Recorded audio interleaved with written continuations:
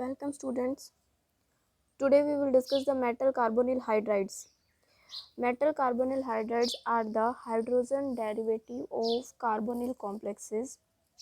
जो हमने metal carbonyl complexes पढ़े हैं part 1, 2 and 3 of metal carbonyls में, जैसे कि MCOL या L उनका नंबर होता है, वहाँ पे अगर किसी CO के किसी नंबर लेजेंड को रिप्लेस कर दिया जाता है हाइड्रोजन के साथ में, तो मेटल और हाइड्रोजन का डायरेक्ट बॉन्ड होता है। वहाँ पे जो अदर लिगेंड्स होते हैं कार्बोनिल प्रेजेंट्स होते हैं, ऐसे कॉम्प्लेक्स को मेटल कार्बोनिल हाइड्राइड कॉम्प्लेक्स कहा जाता है।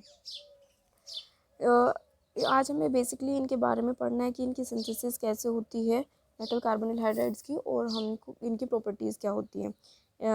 तो MCO5 सपोज आपका मेटल कार्बोनिल था, और अगर मेटल हाइड्राइड के बारे में बात करें तो इट विल बी MCO5H।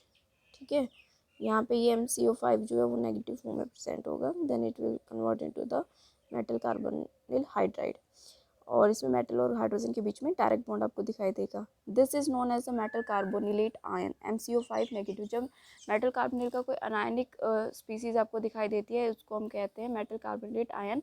जब मेटल कार्बोनिल कॉम्प्लेक्स का रिडक्शन हो जाता है तब वो फॉर्म करता है मेटल कार्बोनिलेट आयन, जो कि एक anionic species of the metal carbonyl complex होती है। Now we discuss about the synthesis. तो फर्स्ट स्टेप जो होता है, फर्स्ट मेथड होता है इसका सिंथेसाइज करने का, that is acidification of carbonylate ion. जब मेटल कार्बोनिल का रिडक्शन हो जाता है, they get the negative charge, और अब उनके ऊपर कोई एसिड आराम से अटैक कर सकती है, या वो किसी एसिड पे आराम से अटैक कर सकते हैं। तो एग्जांपल यहाँ पे आपको दिखाई दे रहा होगा, ये कॉम्प्लेक्स है MCO5 नेगेटिव, जिसमें आपका मेटल एटम जो होता है वो कोई मैग्नीशियम, टेक्नीशियम और रैनियम हो सकता है। वो जब H3O पॉजिटिव के प्रेजेंस में उसका प्रोटोनेशन कराया जाता है, तो उसका नेगेटिव चार्ज न्यूट्रलाइज हो जाता है by gaining the 1H positive, water molecule release out. Again this is your metal carbonylate ion, cobalt based है, और यहाँ पे कार्बोनिल का नंबर 4 है। जब इसको फिर हाइड्रोलाइज किया जाता है H3O पॉजिटिव की प्रेजेंस में, then again negative charge carry H positive and forms HCO CO4 and water molecule release out.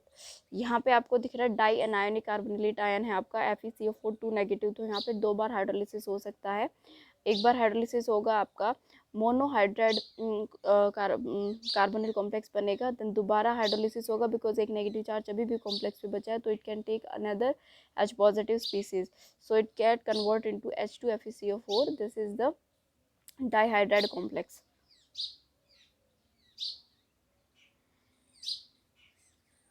जो कार्बोनिलेट आयन है वो can be protonated with the acid, weak acid lower than that of water.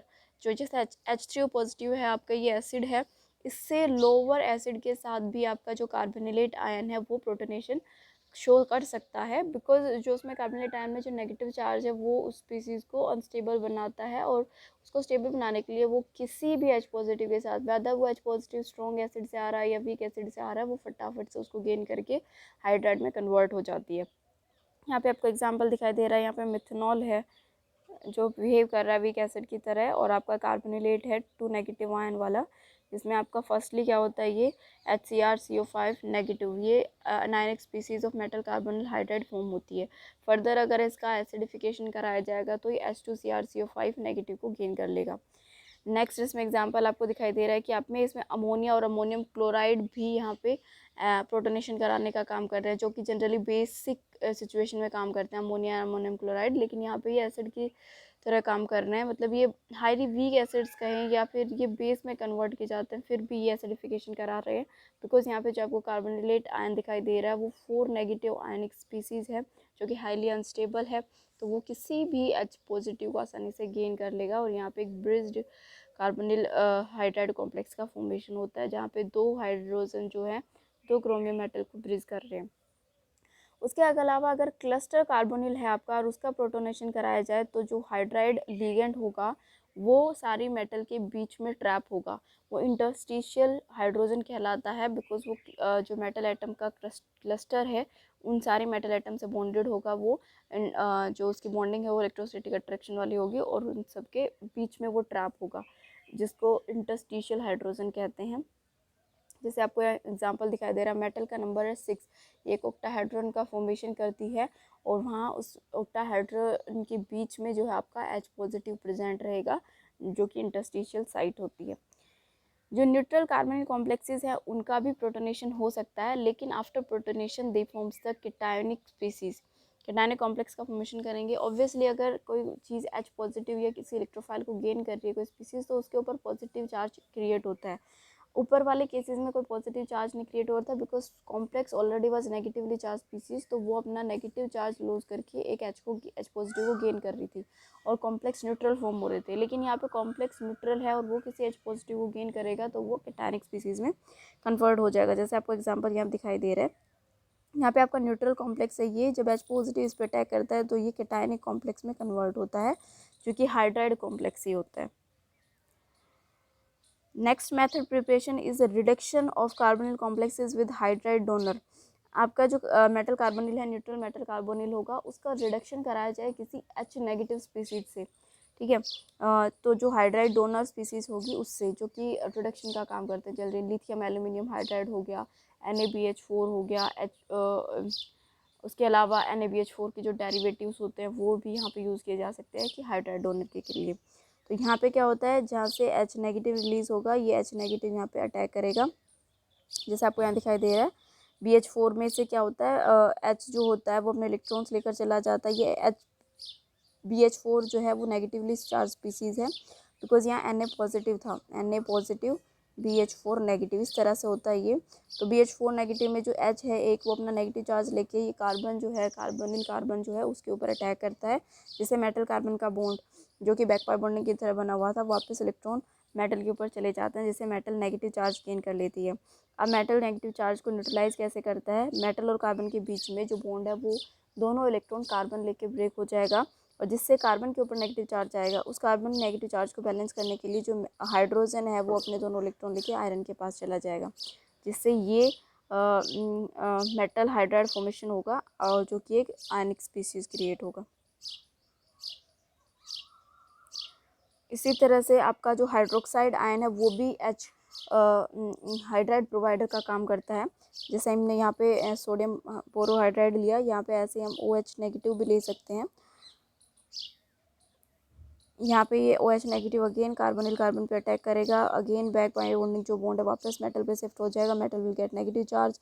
Negative charge को कम करने के लिए दोनों electron जो है वो लेके कार्बन टूट जाएगा, कार्बन पे आएगा नेगेटिव चार्ज।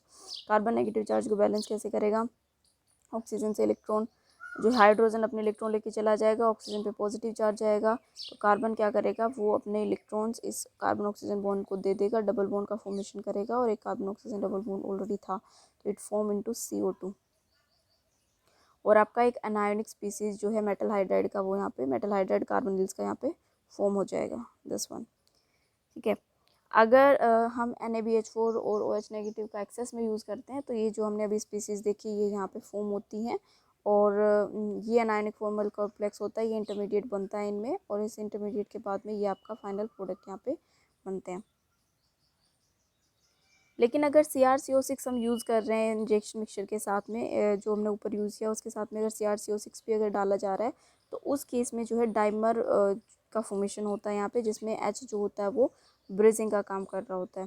सिंपली आपका ये कॉम्प्लेक्स है CrCO6, इसमें आपका HbO4 नेगेटिव ने H दिया अपना और उसके बाद Cr नेगेटिव हो गया। Cr नेगेटिव अपने चार्ज को बैलेंस करने के लिए यहाँ से हाइड्रोजन ले लेगा, कार्बन मोनोऑक्साइड रिलीज़ कर देता है और ये इस तरह से एनायनिक स्पीसीज में कन्वर्ट हो जाता है। अब ये क्या करता है, वन रिएक्शन मिक्सचर में दूसरे अनरिएक्टेड CrCO6 प्रेजेंट होते हैं उनके साथ रिएक्ट करता है। ये न्यूट्रल कॉम्प्लेक्स है, उसके साथ ही आपका जो फॉर्म हुई स्पीसीज है वो रिएक्ट करेगी, इसमें से एक CO बाहर निकल जाएगा और आपका जो हाइड्रोजन है वो दोनों एटम को ब्रिज करेगा और जो ओवरऑल डाइमर फॉर्म होगा वो भी कैसा होगा, एनायनिक स्पीसीज फॉर्म होगा।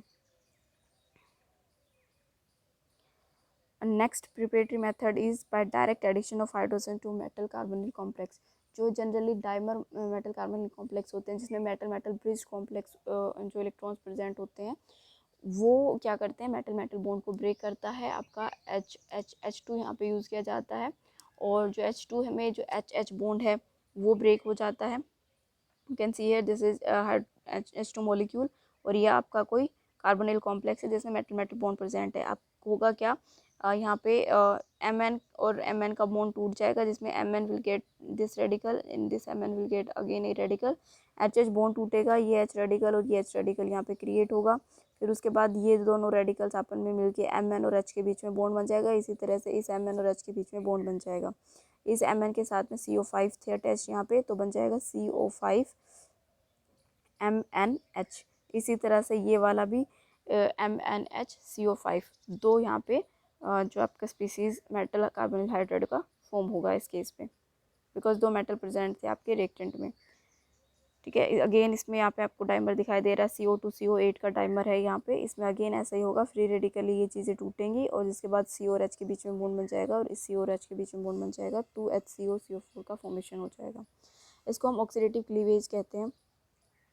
और अगर आपका कोई अनसैचुरेटेड कॉम्प्लेक्स है जो कि 4D और 5D सीरीज से बिलोंग कर रहा है, कोऑर्डिनेशन कॉम्प्लेक्स है कोई भी, उसमें क्या होता है, ऑक्सीडेटिव एडिशन के थ्रू भी आपका यहाँ पे जो H है वो एंटर करेगा और वहाँ पे जो कॉम्प्लेक्स होगा, जो आपका अनसैचुरेटेड कॉम्प्लेक्स है, उसमें अगर एटलीस्ट 1 कार्बोनिल प्रेजेंट है तो ये मेटल कार्बोनिल हाइड्राइड का फॉर्मेशन कर लेगा। जैसे आपको यहाँ पे ये दिखाई दे रहा है वास्का कॉम्प्लेक्स, ठीक है, जिसको हम कार्बोनिल कॉम्प्लेक्स भी कह सकते हैं और इसको हम नॉर्मल ये कोऑर्डिनेशन कॉम्प्लेक्स भी होता है। जब ये H2 से रिएक्ट करता है तो आप यहाँ पे देखो, आपका स्क्वायर प्लेनर होने की वजह से यहाँ पे अनसैचुरेटेड साइट अवेलेबल है, स्पेस अवेलेबल है यहाँ पे, बिकॉज यहाँ पे DZ² जो ऑर्बिटल है वो किसी लिगेंड से ऑक्यूपाइड नहीं है। तो यहाँ पे आपका H2 क्या करता है, यहाँ पे ऑक्सीडेटिव एडिशन दिखाता है। ऑक्सीडेटिव एडिशन क्या होता है, यहाँ पे जब कोऑर्डिनेशन कॉम्प्लेक्स से आप जिसका कोऑर्डिनेशन नंबर 4 है उससे आपका कॉम्प्लेक्स कन्वर्ट हो जाता है कोऑर्डिनेशन नंबर 6 में, यानी ऑक्टाहेड्रल में। अगर आपका रिएक्टेंट का इलेक्ट्रॉन काउंट 16 है तो वो कन्वर्ट हो जाता है 18 में, और आपका जो मेटल एटम का ऑक्सीडेशन स्टेट है वो भी इंक्रीज हो जाती है बाय 2। इस तरह का टिपिकल जो प्रोसेस होगी हम उसको ऑक्सीडेटिव एडिशन कहते हैं। और इसमें क्या होता है, जो HH मॉलिक्यूल का बॉन्ड है वो आपस में टूट जाता है और मेटल के साथ वो दोनों HH जो है वो अटैच हो जाते हैं इन दिस मैनर। ठीक है, फिर ये 3 मेंबर ट्रांजिशन स्टेट बनेगा, उसके बाद ये HH बॉन्ड टूट जाएगा और इस तरह से दोनों H अलग अलग फॉर्म में मेटल से अटैच हो जाएंगे। ये डाईहाइड्राइड मेटल कार्बोनिल का फॉर्मेशन हुआ। ठीक है, नॉर्मली मोनोहाइड्राइड का होता है, लेकिन अनसैचुरेटेड साइट अवेलेबल है तो वहाँ पे H2 का एडिशन इस मैनर में होता है कि वहाँ पे डाईहाइड्राइड कॉम्प्लेक्सेस का फॉर्मेशन होता है। इरिडियम का ऑक्सीडेशन स्टेट यहाँ पे +1 से चेंज होकर +3 में कन्वर्ट हो रहा है। ये स्पीसीज 16 इलेक्ट्रॉन स्पीसीज थी, जो प्रोडक्ट बना वो आपका 18 इलेक्ट्रॉन प्रोडक्ट बना है। कोऑर्डिनेशन नंबर यहाँ पे 4 था वास्का कॉम्प्लेक्स का, इसका कोऑर्डिनेशन नंबर 6 हो गया है प्रोडक्ट का। Next preparatory method is from the elemental metal CO and H2। सारी चीज़ें एलिमेंटल फॉर्म में लेते हैं। मेटल एलिमेंटल होगा आपका कार्बन मोनोऑक्साइड और H2 मॉलिक्यूल, वो डायरेक्ट उसका रिएक्शन करने से भी आपका मेटल कार्बोनिल हाइड्राइड का फॉर्मेशन हो सकता है। You can see here. So they are the some preparatory method of the metal carbonyl hydride complexes. अब डिस्कस करते हैं कि जो कॉम्प्लेक्स बनते हैं क्या क्या प्रॉपर्टीज़ रखते हैं अपने पास। तो जो मोनोमेरिक कार्बोनिल हाइड्राइड होते हैं, जिसमें जनरली एक मेटल एटम होता है और एक हाइड्राइड एटम प्रेजेंट होता है, वो जो कॉम्प्लेक्सेस होते हैं वो मोनोमेरिक कार्बोनिल हाइड्राइड कहलाते हैं। और उनमें जो वोलेटाइल वो जो होते हैं जनरली वोलेटाइल लिक्विड होते हैं और स्टेबल होते हैं under the atmosphere of carbon monoxide at low temperature. Temperature low होना चाहिए, एटमॉस्फेयर वहाँ पे ऐसा होना चाहिए कि कार्बन मोनोऑक्साइड उस एटमॉस्फेयर में प्रेजेंट रहेगी, तो यहाँ पे ये स्टेबल वोलेटाइल लिक्विड का फॉर्मेशन करते हैं। लेकिन अगर एब्सेंस ऑफ CO कर दिया जाए तो वो डिकम्पोज हो जाते हैं और अगेन से मेटल कार्बोनिल में कन्वर्ट हो जाएगा।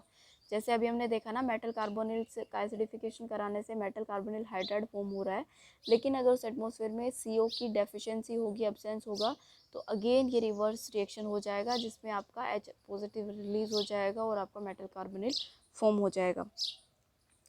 The thermal stability of metal carbonyl hydride की अगर बात करें तो वो डाउन द ग्रुप जो होती है वो इंक्रीज़ होती है। जैसे आपको यहाँ पे दिखाई दे रहा होगा, यहाँ पे ये है मैग्नीशियम, फिर then technetium and then rhenium. तो जैसे डाउन द ग्रुप जाते हैं ये मेटल से कॉरस्पॉन्डिंग जो मेटल कार्बोनिल हाइड्राइड फॉर्म होते हैं वो स्टेबल होते चले जाते हैं। थर्मल स्टेबिलिटी उनकी इंक्रीज़ होती चली जाती है बिकॉज मेटल और हाइड्रोजन के बीच में उनका बॉन्ड स्ट्रॉन्ग होता चला जाता है, because down the group size increase होता है। मेटल जो होता है वो हाइड्रोजन को आसानी से इलेक्ट्रॉन डोनेट कर सकता है। अभी आपने देखा कि यहाँ पे क्या होता है कि मेटल जो है वो हाइड्रोजन को इलेक्ट्रॉन डोनेट कर रही है, एसिडिफिकेशन हो रहा है उसमें। तो मेटल अगर अच्छा इलेक्ट्रॉन डोनर होगा तो उसके साथ बॉन्ड अच्छा रहेगा, दैट्स वाई अच्छा बॉन्ड बनेगा। तो उस बॉन्ड को ब्रेक करने में ज़्यादा टेम्परेचर देना पड़ता है, और ऐसे बॉन्ड को हम थर्मली स्टेबल बॉन्ड कहते हैं। ठीक है। इसके अलावा जो कार्बोनिल हाइड्राइड फॉर्म होते हैं वो दोनों एम्फोटेरिक बिहेवियर शो करते हैं, मतलब वो एसिड की तरह भी बेस बिहेव कर सकते हैं, वो कॉम्प्लेक्स और वो कॉम्प्लेक्स बेस की तरह भी बिहेव कर सकते हैं। एसिड की तरह बिहेव करने का उनका रीज़न क्या है कि उनके जो साथ लीगेंड लगे होते हैं, other ligands other than the hydrogen, वो पाई एक्सेप्टर लीगेंड CO लगा होता है। पाई एक्सेप्टर CO लीगेंड क्या करेगा, मेटल से इलेक्ट्रॉन डेंसिटी को पाई बॉन्डिंग के थ्रू अपनी तरफ खींच लेता है, जिससे मेटल और हाइड्रोजन के बीच में पोलराइजेशन अराइज होता है। वैसे तो मेटल की इलेक्ट्रोनेगेटिविटी हाइड्रोजन से कम होती है, तो जो पोलराइजेशन होता है वो इस मैनर में होगा कि पार्शियल नेगेटिव चार्ज ये गेन करता है, पार्शियल पॉजिटिव ये गेन करता है। लेकिन इस मेटल के साथ कार्बोनिल पाई एक्सेप्टर लिगेंड लगा होने की वजह से मेटल के पास बैक पाई बॉन्डिंग में जाने से इलेक्ट्रॉन कार्बोनिल की तरफ खिंच जाते हैं, जिससे क्या करती है ये मेटल और हाइड्रोजन बॉन्ड को अपनी तरफ खींच लेती है, जिससे यहाँ पे एक पोलराइजेशन क्रिएट होगा। उस पोलराइजेशन की वजह से hydrogen will get the positive charge. ठीक है, और ये अब क्या बिहेव करेगा, H positive can and it will behave as a Lewis acid. ठीक है, किसी भी फॉर्म में ये यहाँ से ब्रेक भी हो सकता है H पॉजिटिव की फॉर्म में। तो इस मैनर में ये एसिड की तरह बिहेव करता है। और यहाँ पे ऐसे एग्जांपल्स हैं जो स्ट्रॉन्ग एसिड की तरह बिहेव करते हैं other than the HCl। HCl अपने आप में एक स्ट्रॉन्ग एसिड है, लेकिन यहाँ पे ये जो मेटल हाइड्राइड कॉम्प्लेक्स है इसमें जो H रिलीज होगा वो HCl के H के इक्विवेलेंट होता है, इतना स्ट्रॉन्ग होते हैं ये। इसके अलावा ये जो कॉम्प्लेक्स है ये आपका वीक एसिड है, और जो इसका कंजुगेट बेस होता है वो ये होता है। ठीक है, ReCO5 नेगेटिव से अगर H पॉजिटिव रिलीज हो रहा है तो जो एनायन स्पीसीज बचती है वो उसका कंजुगेट बेस होता है, और जो रिलीज होने वाली स्पीसीज होती है वो कंजुगेट एसिड होती है। जो आपका ये डाईहाइड्राइड कॉम्प्लेक्स है ये बेसिक एसिड की तरह काम करेगा, मतलब यहाँ से 2 H पॉजिटिव रिलीज हो सकते हैं, सो इट इज़ डाईबेसिक एसिड। अगर डिसेंडिंग ग्रुप में मेटल कार्बोनिल हाइड्राइड के एसिडिक कैरेक्टर की बात करें तो down the group acidic character जो होता है वो डिक्रीज होता चला जाता है। उसका रीज़न यही है, उसके रीज़न होने का कारण उसका ऐसा होने का कारण ये है कि आपका जो कॉम्प्लेक्स है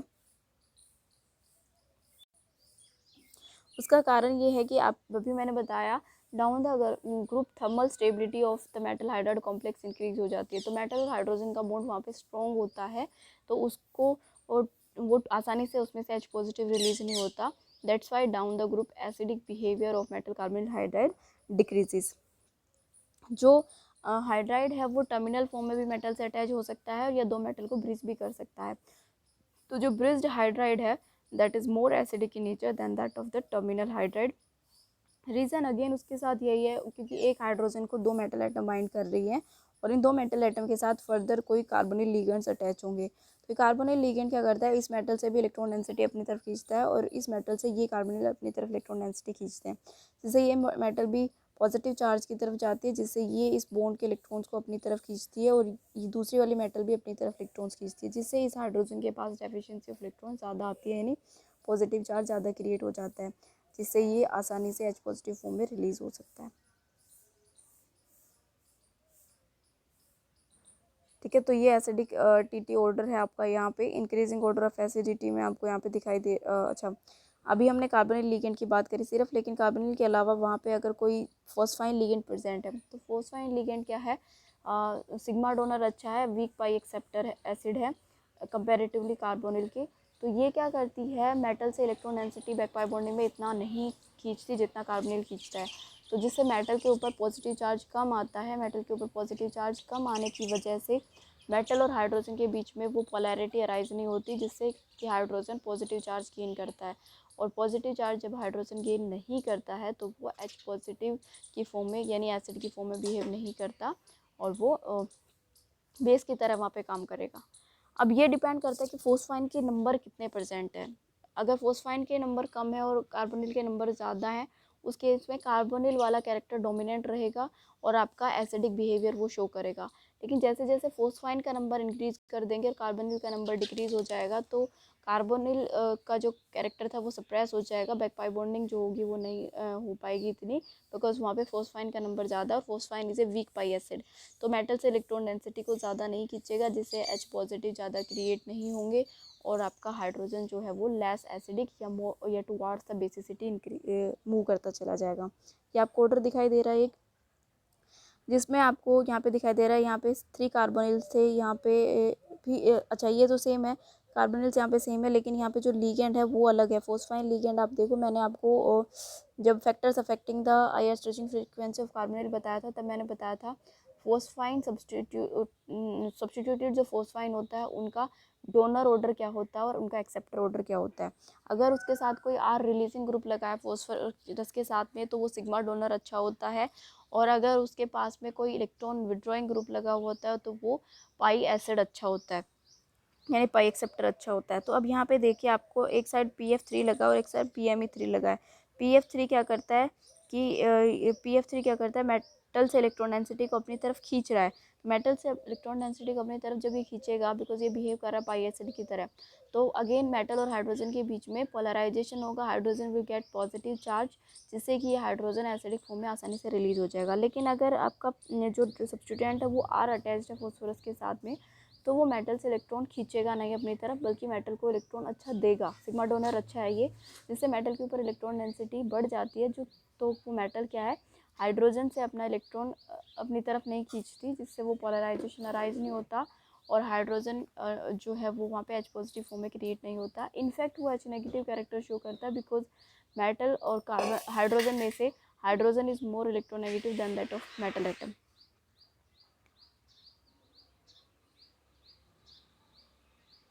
इसके अलावा जो कार्बोनिल है वो हाइड्राइड डोनर का काम भी कर सकते हैं, ठीक है। हाइड्राइड डोनर का काम वो कब करते हैं, यहाँ पे आपको कॉम्प्लेक्स का फॉर्म दिखाई दे रहा है, इस दिस फॉर्म जो है वो हाइड्राइड डोनर का काम करते हैं। और आपका या कोई एसिड हेलाइड है या एसिड क्लोराइड है, उस फॉर्म में भी हाइड्राइड डोनर का काम करते हैं। यहाँ पे आपका जो है ये बेसिक की तरह काम करेगा। H नेगेटिव यहाँ से रिलीज होगा, ये इस इलेक्ट्रॉन डेफिशिएंट कार्बन पे अटैक करेगा, यहाँ से क्लोराइड विल रिमूव आउट, तो आपका यहाँ पे RCOH यानी आपका जो है एल्डिहाइड यहाँ पे क्रिएट हो जाएगा। तो इस फॉर्म में जो यहाँ पे रिएक्शन हुआ है, इसमें आपका मेटल कार्बोनिल हाइड्राइड से H नेगेटिव रिलीज हुआ था, ना कि H पॉजिटिव। तो यही रीज़न है कि ये दोनों तरह से बिहेव कर सकता है, एसिडिक और बेसिक बिहेवियर दोनों शो करता है। इसके अलावा नेक्स्ट जो प्रॉपर्टी होती है मेटल कार्बोनिल हाइड्राइड्स की, कि ये हाईली रिएक्टिव होते हैं, और they can show the insertion reaction with another species, ठीक है। इंसर्शन रिएक्शन में क्या होता है, ये आपका मेटल हाइड्राइड है, ठीक है।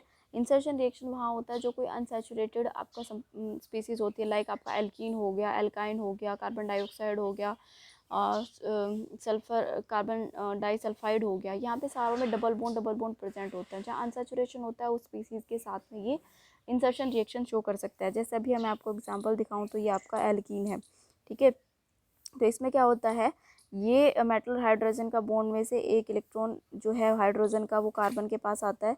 इस कार्बन की पाई एंटी बॉन्डिंग में इलेक्ट्रॉन आता है, जिससे पाई बॉन्ड इसका टूटने लगता है, और जो पाई बॉन्ड है वो इस कार्बन के ऊपर इकट्ठा हो जाता है नेगेटिव चार्ज फॉर्म में। फिर ये नेगेटिव जो है इस मेटल के सिग्मा स्टार में एंटर करता है, जिससे इस मेटल कार्बन के बीच में एक बॉन्ड बन जाता है, और ये वाला बॉन्ड टूट गया है, तो जिसकी वजह से, और ये हाइड्रोजन जो है फिर इस कार्बन की एंटी बॉन्डिंग में इलेक्ट्रॉन दे रहा था, तो हाइड्रोजन और इस कार्बन का बॉन्ड बन जाता है।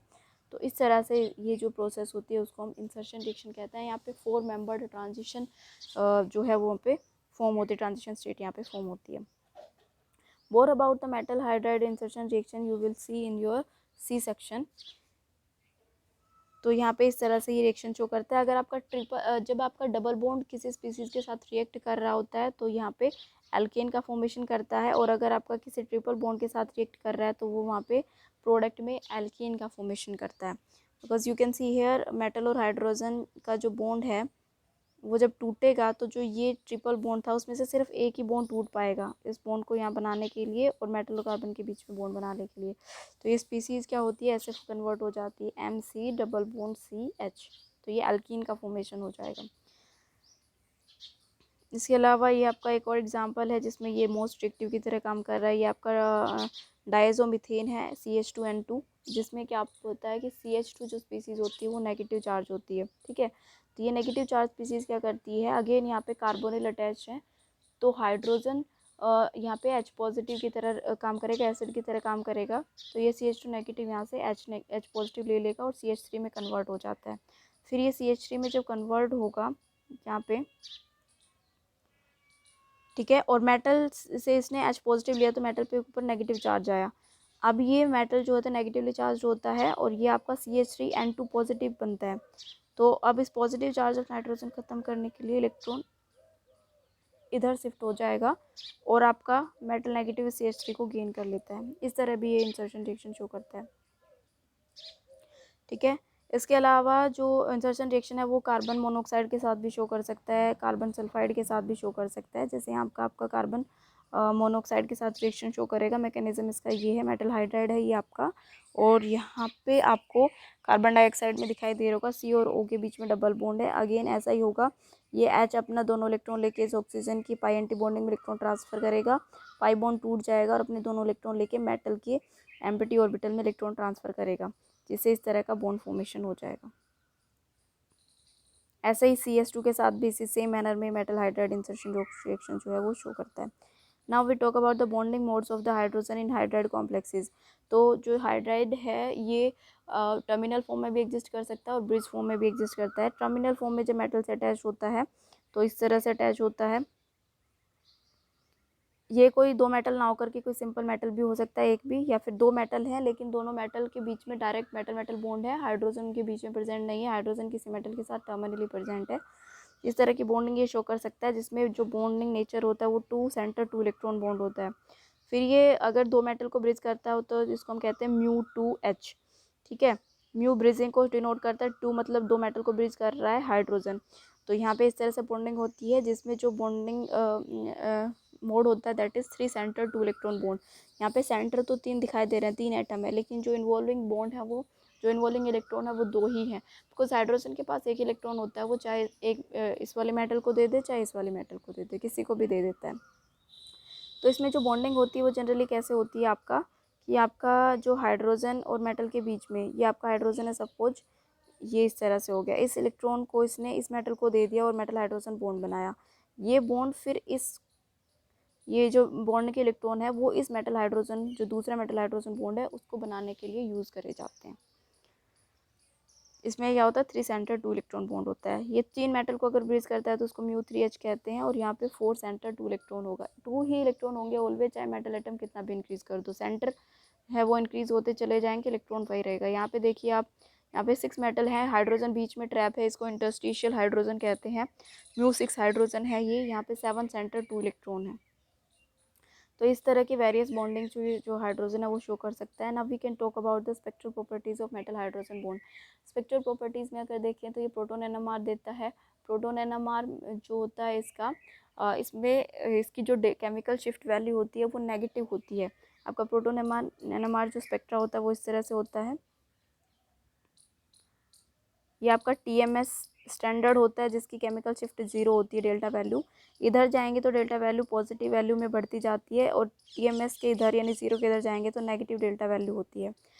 जो इधर मूव करने की वैल्यू है वो टुवार्ड्स द शील्डिंग होता है। जब आपका कोई प्रोटॉन है वो शील्ड होता है, उस पर इलेक्ट्रॉन डेंसिटी बढ़ती है, तब उसको कहते हैं कि वो शील्ड हो रहा है प्रोटॉन, और जब वो शील्ड फॉर्म में होता है तो उसमें जो वैल्यू होती है वो डेल्टा वैल्यू कम आती है, ठीक है। उसको हम लो फील्ड सॉरी हाँ हाई फील्ड वो होता है, लेस डेल्टा वैल्यू होती है।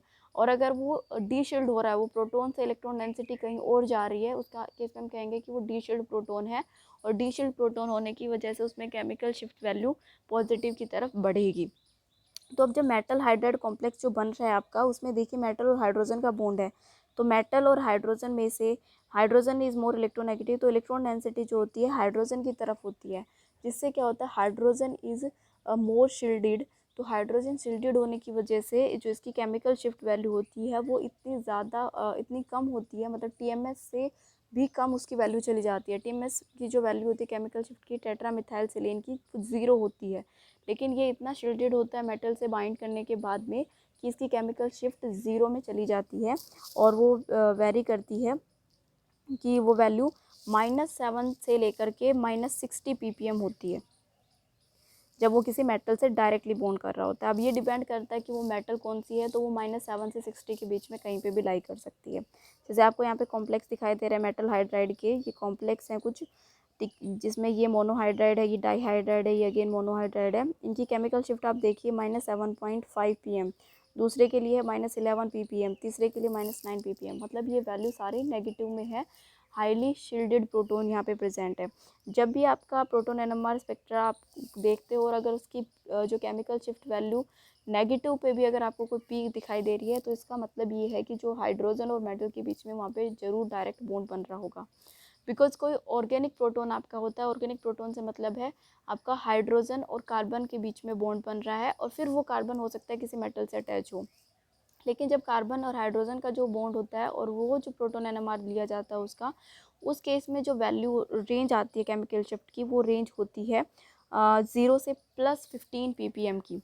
लेकिन अगर ये वैल्यू नेगेटिव आ रही है कहीं पे, तो वो क्लियरली इंडिकेट करता है कि आपका हाइड्रोजन कार्बन से बाइंडेड नहीं होकर के किसी मेटल से बाइंडेड है।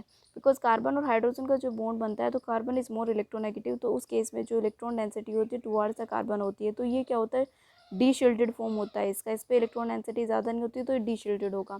जब डी शील्डेड होती है कोई स्पीसीज, तो chemical value shift value positive आती है, और जब कोई शील्डेड होती है, मोर शील्डेड होती है, तो मोर नेगेटिव की तरफ वो वैल्यू चली जाती है। सो ये कैरेक्टरिस्टिक है मेटल हाइड्राइड कॉम्प्लेक्सेस का स्पेक्ट्रल जो है वो, कि अगर नेगेटिव वीक पीक आएगी तो दैट मीन्स वो क्या है, आपका मेटल हाइड्राइड डायरेक्ट बॉन्ड है। अगर आपका कोई हाइड्रोजन इंटरस्टिशियल हाइड्रोजन है, यानी वो कैविटी में ट्रैप्ड है बहुत सारे मेटल के बीच में, उस केस में जो वैल्यू है केमिकल शिफ्ट की, वो हाईली पॉजिटिव वैल्यू होगी। जो नॉर्मल पॉजिटिव वैल्यू आती है ऑर्गेनिक हाइड्रोजन्स की, वो 0 to 15 होती है प्लस में। लेकिन अगर वो इंटरस्टिशियल हाइड्रोजन है, तो उसकी वैल्यू मोर देन +16 होगी। अगर बहुत ज़्यादा पॉजिटिव वैल्यू आ रही है केमिकल शिफ्ट की, इट मीन्स वो एक हाइड्रोजन है बहुत सारे मेटल के बीच में ट्रैप है इंटरस्टिशियल पोजीशन पे। और अगर बहुत ज़्यादा नेगेटिव वैल्यू आ रही है, इट मीन्स मेटल और हाइड्रोजन का डायरेक्ट बॉन्ड बन रहा है। तो इस तरह की कैरेक्टरिस्टिक पीक से हम इंफॉर्मेशन पता लगा सकते हैं कि हमारा हाइड्रोजन किस तरह से बॉन्डेड फॉर्म में है।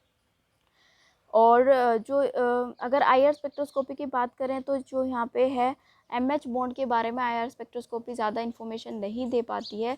स्ट्रेचिंग फ्रीक्वेंसी इसकी कोई इन्फॉर्मेशन इसलिए नहीं दे पाता बिकॉज जो एमएच बॉन्ड है उसका जो स्ट्रेचिंग आईआर फ्रीक्वेंसी आती है वो 1600 to 2200 सेंटीमीटर इनवर्स आती है। वहीं पे इस कॉम्प्लेक्स में जो मेटल और कार्बोनिल है, अभी हमने डिस्कस किया था पीछे IR stretching frequency of carbonyls, तो इस मेटल और कार्बोनिल की जो फ्रीक्वेंसी है, एमसी बॉन्ड की फ्रीक्वेंसी है, वो भी 1600 से 2200 सेंटीमीटर इनवर्स लाई करती है। और वहीं पे आपका जो एमएच बॉन्ड है उसकी फ्रीक्वेंसी भी इसी रेंज में लाई करती है। तो सॉरी, यहाँ पे जो ये सी और ओ का बॉन्ड है उसकी फ्रीक्वेंसी 1600 और 2200 के बीच में लाई करती है, और यहाँ पे मेटल और हाइड्रोजन की बॉन्ड की फ्रीक्वेंसी 1600 से और 2200 के बीच में लाई करती है।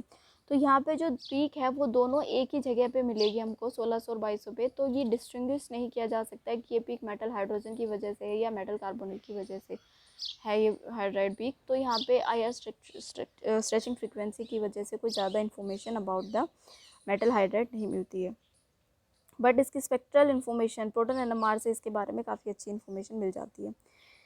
ये यहाँ पे आपको दो एग्जांपल दिखाई दे रहे हैं जिसमें हाइड्राइड ब्रिजिंग फॉर्म में प्रेजेंट है, दो मेटल एटम को ब्रिज कर रहा है ये,